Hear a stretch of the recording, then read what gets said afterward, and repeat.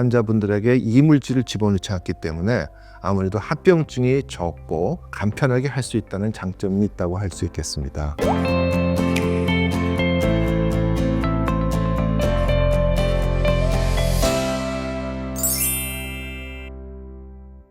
교수님 안녕하세요. 안녕하십니까? 네, 교수님 닥터주 비뇨의학과 의원 와보니까 너무 좋은데요. 교수님 개원하신 지 얼마나 되신 거죠? 한 지금 1년쯤 좀 넘었죠. 아이고, 예. 서울 아산병원에서 정말 오랫동안 후학도 가르치시고 배뇨장애 전립선 비대증 질환 전문으로 진료를 하셨잖아요. 아산병원에서 얼마나 많은 환자를 보셨고 얼마나 많은 그 수술을 하셨는지를 잠깐 얘기를 해주시면 여러분들이 교수님이 어떤 분인지 좀 알 것 같아요. 그런 거 겸손하셔서 그런데 좀 한번 자랑 한번 해주세요. 자랑할 건 별로 없고요.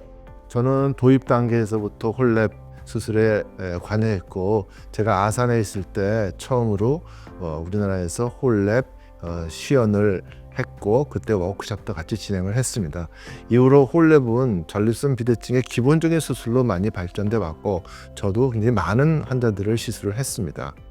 정확히 수는 셀 수는 없지만 제가 이렇게 근본적인 수술에서 리즘으로 돈 이유는 1차 진료기관에서 쉽게 할 수 있고, 아까 말씀드린 것과 마찬가지로 여러 가지 장점이 있고 부작용이 적기 때문에 제가 이걸 도입해서 하게 됐습니다. 전립선 비대증 어떤 건지 잠깐 소개해 주시면 제가 좀 듣겠습니다. 전립선은 이제 방광 밑에 존재하고 있고 요도를 둘러싸고 있는 생식기관이라고 할 수 있습니다. 점점 커지게 되면 요도를 압박하게 되니까 요속이 감소가 되고 소변이 봐도 시원치 않고 한참 기다려야 소변이 나오고, 또 자주 보는 빈뇨, 요절박, 야간뇨 이런 증상들이 다 생길 수 있는 병이죠. 중요하게 생각하시는 진단 과정에 대해서 말씀해 주시면 감사하겠습니다. 기본적으로 환자에게 문진을 하게 되었고요. 그래서 환자의 증상을 저희가 주의 깊게 듣고 신체 검사를 시행합니다. 여기에 설문지를 통해서 환자분의 증상 정도를 저희가 확인하게 되겠습니다. 그 이후에는 전립선 초음파라든가 아니면 요속 검사, 잔뇨 검사 이런 검사들을 통해서 진단에 도움을 받고 있습니다. 약물 치료도 있고 수술도 너무 다양하고, 교수님 그 좀 요약을 해서 설명을 해주시면 제가 듣겠습니다. 증상이 별로 심하지 않은 분들은 관찰만 할 수가 있습니다. 증상 점수나 여러 가지 배뇨일지라든가 그런 걸 통해서 환자의 증상이 치료할 만하다 하면은 그때부터 약물 치료를 시행하게 되겠습니다. 약물 치료는 크게 두 가지로 나눌 수 있는데, 알파 차단자 요법과 5알파 리덕테이즈 이니비터라는 그런 약물을 투여하게 되겠습니다. 하지만 약물에 반응을 안 한다든가 아니면 부작용이 있다든가 혈뇨가 생긴다든가 등등의 여러 가지 문제가 있을 경우는 저희가 시술을 생각하게 되죠. 고전적인 경요도를 통한 전립선 절제술을 비롯해서 레이저 수술, 홀랩이라고 특히 말씀 많이 하시죠. 연세가 많은 분들의 여러 가지 내과적인 질환이 많은 분들에게는 최소 침습적인 그런 치료를 많이 하게 되겠습니다. 최소 침습적 치료를 말씀해 주셨는데 그 중에 이제 최근에 리줌을 직접 도입하셨잖아요. 네, 그렇습니다. 리줌에 대해서 좀 설명을 해주시면 좋을 것 같아요. 리즘 시술은 수증기를 통해서 전립선을 축소시키는 방법이라고 할 수 있겠습니다. 주입된 뜨거운 수증기가 전립선 내에만 국한되기 때문에 비교적 안전하게 시술할 수가 있고요.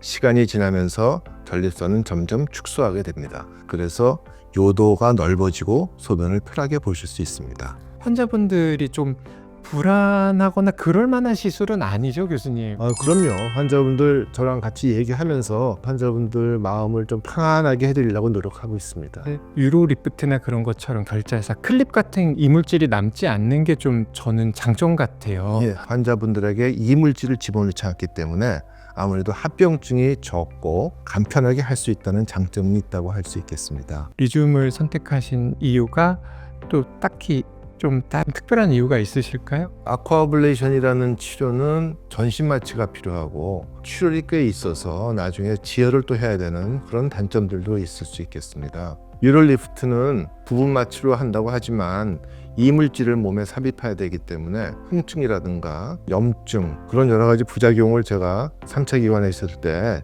경험을 했기 때문에 저는 리즘을 택하게 됐습니다. 환자분들께서 직접적으로 느낄 수 있는 장점을 좀 설명해 주실 수 있을까요? 예. 증상 점수로 보나 요속으로 보나 아니면 살회질에서 보나 기저보다 50% 이상의 효과를 나타내서 굉장히 좋은 결과를 보여주고 있습니다. 전립선 수술을 하는 경우에는 역사점이라든가 사정이 잘 안 된다든가 발기부전이라든가 이런 것들을 걱정하고 계신데 이 시술의 장점은 이렇게 될 확률이 거의 별로 없다는 것이죠. 리줌을 시술 받으면 좋을 만한 환자들 교수님께서 딱 정해 주신다면 저는 기본적으로 약물 치료를 하게 되어 있고요. 약물 치료에서 효과가 없거나 아니면 부작용이 있는 환자들에 대해서 시행을 합니다. 리줌에 관한 그 허가사항을 좀 교수님 말씀해 주시면 좋을 것 같아요. 일반적으로는 신기술 평가를 통해서 거기서 승인이 돼야지 우리나라에서 치료를 할 수가 있습니다. 합법적인 치료를 말씀해. 네. 신의료기술 평가에 관한 규칙 제4조에 의한 신의료기술의 안정성, 유효성 평가 결과 고시해서 허가를 받았습니다. 유효성과 안정성을 논문을 통해서 이미 유수한 저널에 실린 논문을 통해서 그것을 평가하게 됩니다. 그래서 한 2단계, 3단계를 나눠서 평가를 하고 그 평가에서 위원들이 다 통과가 돼야지만 위원들이 이 안정성과 유효성이 있다고 평가가 돼야지만 고시가 되는 것이죠. 교수님께서 우리나라 배뇨의학 치료에 대해서 신의료기술 평가위원을 직접 평가를 하신 거를 제가 알아서 고시를 좀 직접 설명해 주시면 좋겠다 제가 부탁을 드렸거든요. 그래서